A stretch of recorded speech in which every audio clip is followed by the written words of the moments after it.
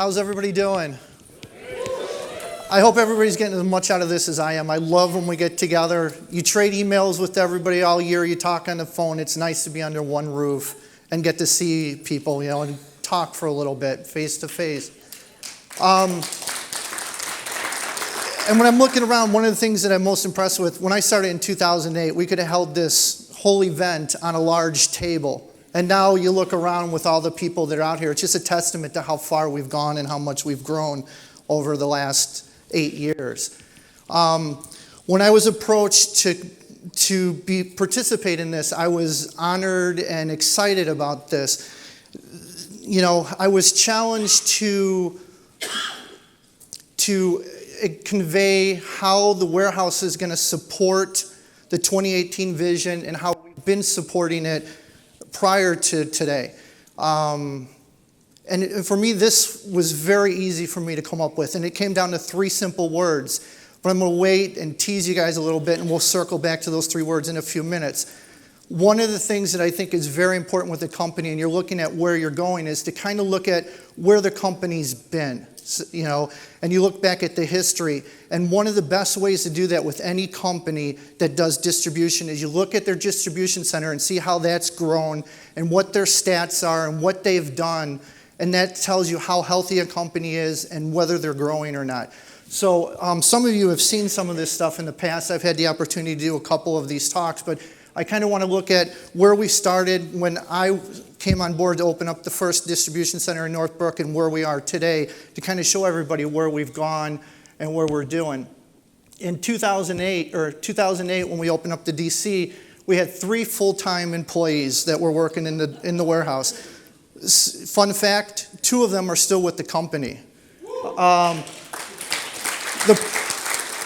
The product lines that we had were premium and Allergy Protection. And Allergy Protection was innovative when I came on board. That's what James had just released to everybody. The warehouse was 27,000 square feet. We had no racking. Everything was floor stacked. Kitting wasn't even a thought at this point. We weren't repacking anything for customers. It was completely paper-driven, manual process in the warehouse. Our operation was from 7 a.m. to 5:30 p.m. We averaged 60 orders a day. We had 240,000 pieces of inventory on site in 2008. Fast forward to 2010, we're now up to 8 full-time employees. We increased now to having 245 SKUs in the warehouse. We racked the entire warehouse at this point in time. Kitting was introduced to the operation. We started kitting for several customers such as Jordan's, IMS, Boyd's Flotation, Sears, JCPenney's, Mancini's, Valspar, Sit and Sleep, QVC, Bryland Homes. Then we also introduced kits to the marketplace, something that we had never done before in 2010. We were averaging 139 orders a day. We had 480,000 pieces of inventory.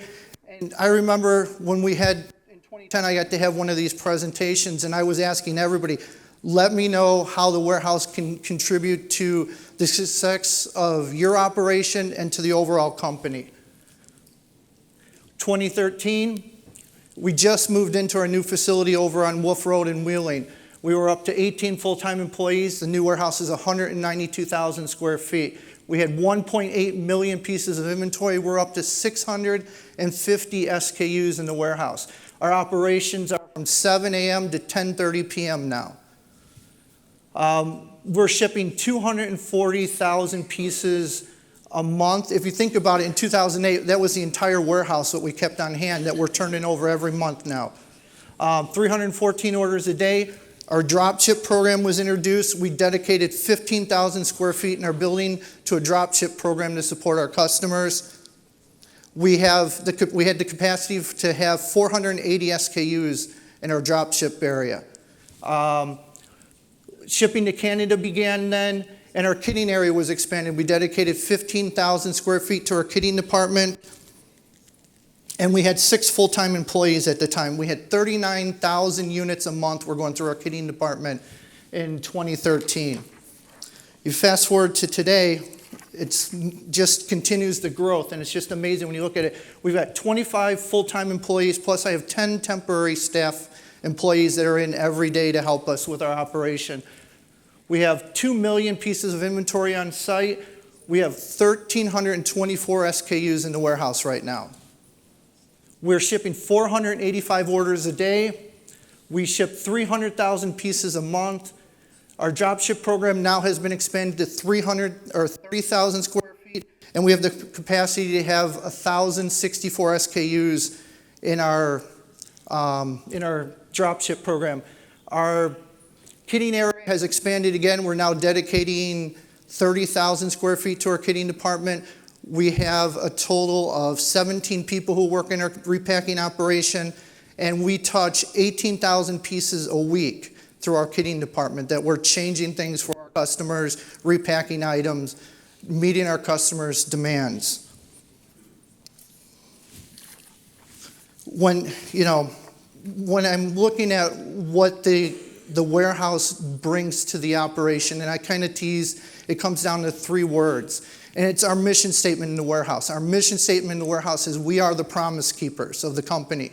Everybody in the company understands what this means. Every order that we ship out, every piece of merchandise that leaves our warehouse is a promise that we're keeping for somebody in the company.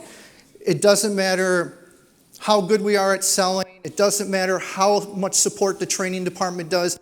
If we don't get the product out to the market, when we commit to doing it and it doesn't look the way we told the customer it was going to look, everything was for nothing. Everybody else's hard work, we just lost credibility with everybody. This is crucial to us, and this is such a driving force for the warehouse.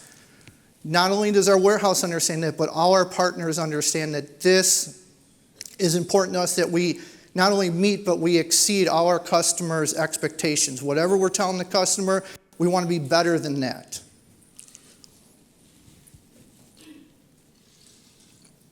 We're constantly exploring opportunities to leverage technology and the changes to our operational processes to not only raise our standards, but to raise our customers' expectations of what they should expect from a vendor. I think this is crucial.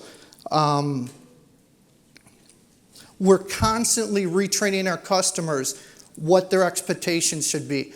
What I mean by this is when we moved into into wheeling, and we changed our processes completely, and they were used to the speed that the product would come out to them. The customers would put in orders, and the AR team can tell you this, an hour later, 2 hours later, they'd be on the phone. We want to amend our order. We want to make a change. And we had to teach them, the order's already shipped. And we went through this a lot. It was a learning curve for a long time for our customers. We're constantly looking to raise their expectations because not only does it make us look good, but it sure puts a lot of pressure on our competition because they have to be as good as us if they want to get in the door with somebody else. Hopefully that makes it easier for you guys to sell. Things that we've targeted that we're very diligently working on to improve. We're expanding our shipping windows, increasing our shipping productivities, increasing accuracy of orders, shortening turnaround time of items that require our kitting department, which has been a big challenge for us. If somebody needs something and it's not made in the warehouse right now, getting it to the customer without them understanding that it wasn't available when they placed the order. Improving the overall housekeeping and appearance of the DC we're constantly striving for. We added Dan Bendoff. Most of you don't know who he is. I'm going to put him on the spot. Dan, where are you right now? Stand up for a second. We brought Dan in. Dan is running the day-to-day operations. His challenge right now, and he's taken ownership of this, is to work on those 6 things that I was just discussing. He's made some great success so far, and we've got a long ways to go, but that's his challenge.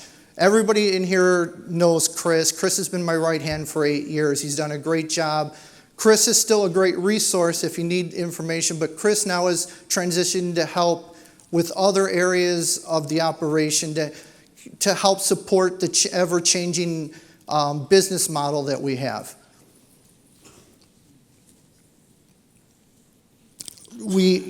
partnerships with vendors, you always hear people say that.